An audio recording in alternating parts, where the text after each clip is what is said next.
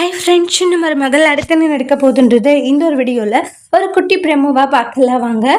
இங்கே சேது வந்து ரொம்ப கேரிங்காக பார்த்துக்கிறாங்க ஐஸ்வர்யாவை. ஐஸ்வர்யாவுக்கு வந்து சாப்பாடெல்லாம் எடுத்துகிட்டு வந்து ரூம்குள்ளாரையே ஊட்டி விடுறாங்க. மாமா எதுக்கு மாமா இவ்வளோ கஷ்டப்படுறீங்க, நான் பார்த்துக்கிறேன்றாங்க ஐஸ்வர்யா. இந்த இடத்துல நான் இருந்திருந்தா நீ என்னை பார்த்துருப்பலான்றாங்க. கண்டிப்பாக மாமான்றாங்க. அதே மாதிரி தான் நான் உன்னை பார்த்துக்கிறேன், இதில் போய் என்ன இருக்குது சொல்லுன்றாங்க.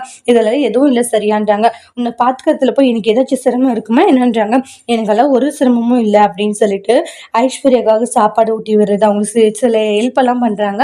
அவங்களுக்கு வந்து டேப்லெட் கொடுக்கறது, மருந்து போட்டு வர்றது, இது மாதிரி நிறைய விஷயங்களெல்லாம் பண்ணுறாங்க. அது ஒரு மாதிரி ஐஸ்வர்யாவுக்கு நல்லா இருக்கு. ஆமா, நீங்கள் இந்த மாதிரி உண்மையான அன்பையும் பாசத்தையும் காமிக்கும்போது எனக்கு எப்படி இருக்கு தெரியுமான்றாங்க ஐஸ்வர்யா. நீ ஹாஸ்பிட்டலில் இருக்கிற அந்த ஒவ்வொரு நிமிஷம் என் உசுரே போகிற மாதிரி ஆயிடுச்சு தெரியுமான்றாங்க. எனக்கு எவ்வளோ இதாகிடுச்சுன்றாங்க. நீ திரும்ப வந்துடணும் அப்படின்ட்டு வேண்டாத சாமி இல்லை, போகாத இடம் இல்லை அப்படின்றாங்க. மாமா எனக்காக நீங்கள் துடிச்சது எனக்கு தெரிஞ்சது மாமான்றாங்க. எனக்காக நீங்கள் இவ்வளோ துடிச்சிருக்கீங்க, எனக்காக இவ்வளோ பண்ணியிருக்கீங்கன்னு நினைக்கும் போது எனக்கு ரொம்ப பெருமையாக இருக்கு மாமான்றாங்க. சந்தோஷமாவும் இருக்கு.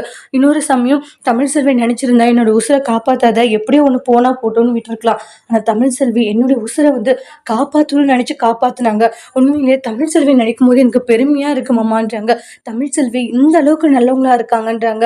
உண்மையிலேயே வந்து தமிழ் செல்வியை நினைச்சு எனக்கு அவ்வளோ இதா இருக்கு அப்படின்றாங்க. உடனே ஐஸ்வர்யா, ஆமா தமிழ் செல்வியை நினைச்சு ஒரு நிமிஷம் நானே ரொம்ப இதாயிட்டேன். ஏன்னா அன்னைக்கு நைட் நான் தூங்கின பிறகுமே விடிய விடிய அவ கண் முடிச்சு உன்னை பார்த்துக்கிட்டான்றாங்க. உனக்காக வந்து பார்த்துட்டு அந்த டிப்ஸ்ல வந்து இன்ஜெக்ஷனை போடுறது, இந்த மாதிரி அவ கண் முழிச்சு பார்த்துக்கிட்டே இருந்தா. அதனால தான் நீ இவ்வளோ சீக்கிரமா வந்து ரெக்கவர் ஆன.